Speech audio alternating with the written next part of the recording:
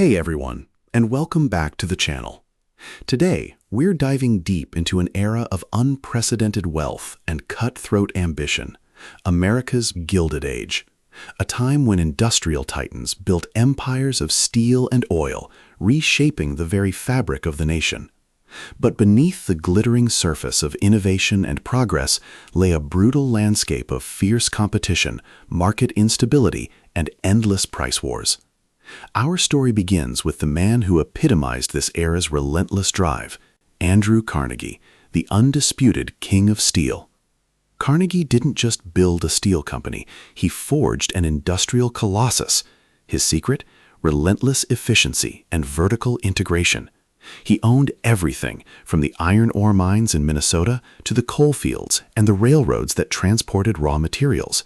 He bought out or crushed every competitor in his path, always reinvesting profits back into his operations to achieve unparalleled scale and lower costs than anyone else. He was a master of efficiency, and his mantra was, "Watch the costs and the profits will take care of themselves." Carnegie Steel was a juggernaut, but its success came at a price. Andrew Carnegie was notorious for his ruthless business tactics. He routinely threatened to drive smaller rivals out of business, slashing prices to absurd levels until they capitulated. This relentless competition, while efficient, created immense instability in the steel market. Price wars were common, making long-term planning a nightmare for investors and other industrialists alike. It was a chaotic free-for-all, and many felt a stronger, more stable hand was needed to bring order. The tipping point arrived in 1900. Carnegie, ever the provocateur, threatened to build a massive new tube mill, directly challenging J.P. Morgan's client, National Tube Company, and other interests in the steel finishing market. This bold move, dubbed the Skibo Letter after Carnegie's Scottish estate, was a declaration of war. Morgan, who believed in consolidation and order rather than cutthroat competition, saw Carnegie's aggressive expansion as a direct threat to the stability he so desperately sought to maintain in the financial markets. J.P. Morgan was no ordinary financier. He was a force of nature, an architect of modern capitalism who believed that unregulated competition was chaotic and destructive. His vision was simple: consolidate industries, eliminate wasteful competition, and create stable, profitable trusts. He had already orchestrated major mergers in railroads and electricity, bringing order to fractured markets. Morgan saw himself as a guardian of financial stability, and Carnegie's disruptive genius was rapidly becoming the biggest challenge to his carefully constructed vision for American industry. Morgan understood the brilliance of Carnegie's operations, but he also recognized the danger of unbridled rivalry.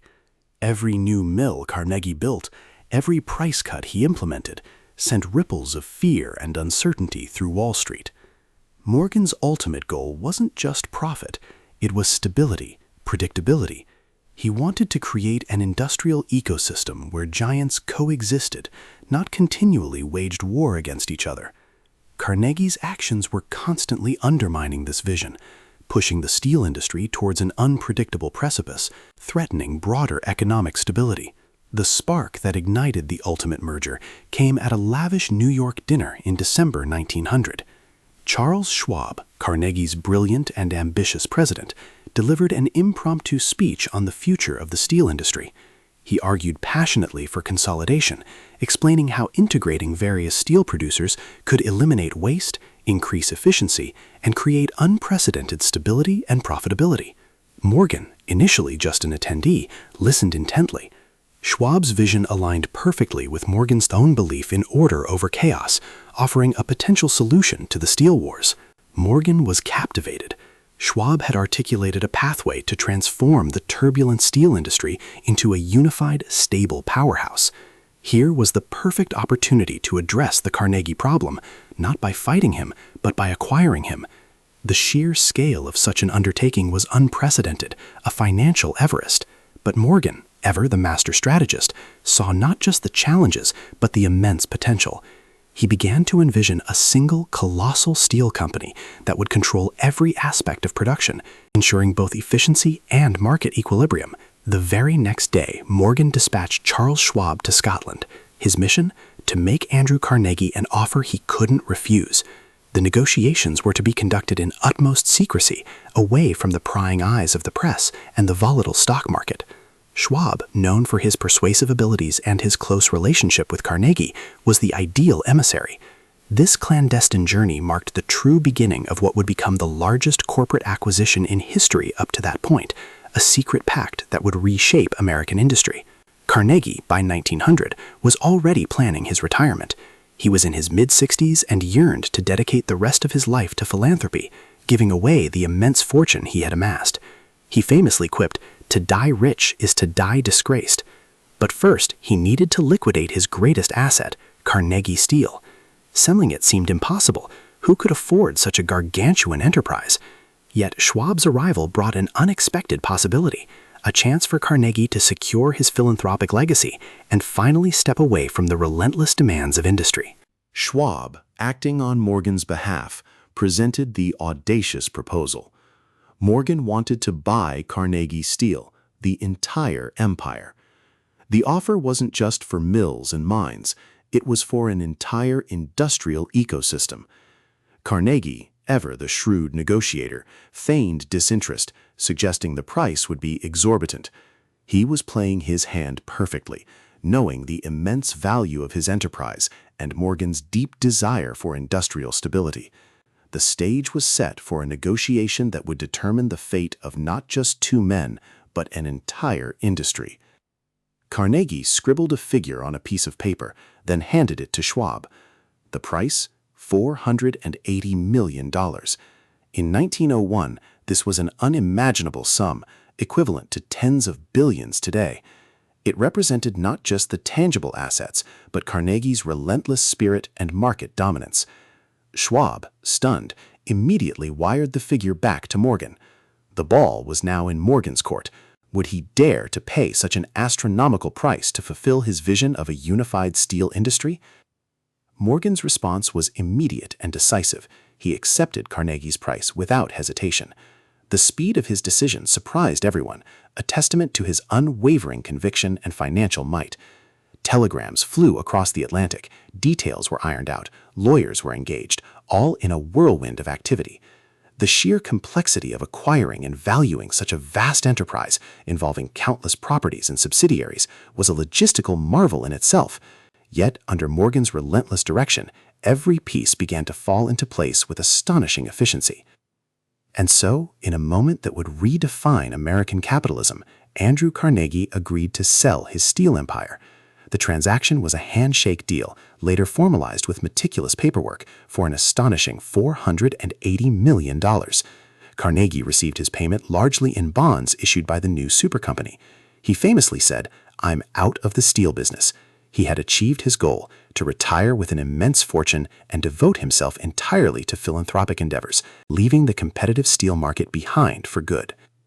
News of the deal sent shockwaves through Wall Street and beyond. The King of Steel had sold his kingdom.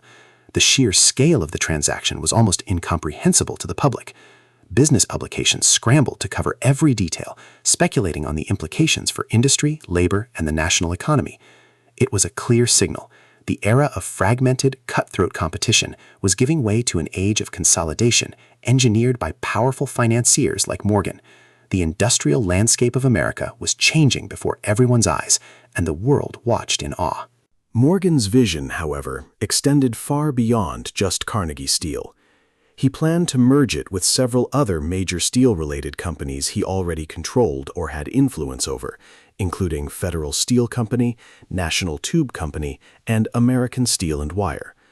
The goal was to create a truly integrated, self-sufficient giant that dominated every segment of the steel production chain. This wasn't merely an acquisition. It was a grand industrial consolidation, meticulously planned to create an entity of unprecedented size and scope, a true industrial leviathan. And so, in April of 1901, the United States Steel Corporation was officially born. With an initial capitalization of $1.4 billion, it became the world's first billion-dollar corporation. This wasn't just a new company, it was a new benchmark for corporate power and scale. U.S. Steel controlled nearly two-thirds of America's steel production, vast reserves of iron ore, thousands of miles of railroad, and a massive fleet of ships. It was an economic entity larger than many national economies of the time. The scale of U.S. Steel was truly staggering. It owned over 200 manufacturing plants, thousands of miles of railways, docks, and a private fleet of lake freighters. From the iron ore mined in the Mesabi Range to the finished steel beams used in skyscrapers, U.S. Steel controlled every step. This vertical integration, perfected by Carnegie and now vastly expanded by Morgan, created an unmatched efficiency that allowed the company to weather economic downturns and dictate market prices for decades, setting a new standard for industrial organization. The immediate impact of U.S. Steel's formation was the end of the ruinous steel wars. With a single dominant entity controlling the market, price stability returned. This was a boon for investors and allowed for more predictable economic planning. Morgan's vision of ordered capitalism had materialized. While critics feared its monopolistic power, proponents argued that U.S. Steel brought necessary stability to a vital industry, fostering growth and ensuring a steady supply of steel for America's rapidly industrializing economy, which was literally building the modern world. Of course, a corporation of this magnitude immediately drew the attention of antitrust regulators. Theodore Roosevelt, the progressive president, famously referred to Morgan as a rich malefactor. While Morgan argued that U.S. Steel was a good trust that brought stability, the government saw potential for abuse of power. The company faced legal challenges and public scrutiny, highlighting the ongoing tension in America between the benefits of industrial efficiency and the dangers of monopolistic control. This struggle would define much of the early 20th century's economic policy. Morgan consistently defended U.S. Steel as a necessary force for economic good. He argued that its immense size allowed for economies of scale, technological innovation, and protection against foreign competition. His philosophy was that large, stable corporations were essential for a modern industrial economy, providing steady employment and reliable products. For Morgan, the good trust was one that used its power responsibly to ensure order and progress, rather than pure exploitation. This viewpoint sparked fierce debate that continues to this day. Meanwhile, Andrew Carnegie, now freed from the burdens of business, embarked on his legendary philanthropic career. He dedicated the remaining 2 decades of his life to giving away nearly 90% of his fortune, establishing thousands of libraries, funding scientific research, and promoting peace. The vast sum he received from Morgan for Carnegie Steel became the bedrock of this unprecedented wave of charitable giving, proving that extreme wealth, once accumulated through ruthless capitalism, could also fuel immense societal good, reshaping communities across the globe.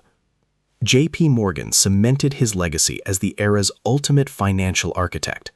The creation of U.S. Steel was his magnum opus, showcasing his unparalleled ability to organize, finance, and consolidate industries on a scale previously imaginable.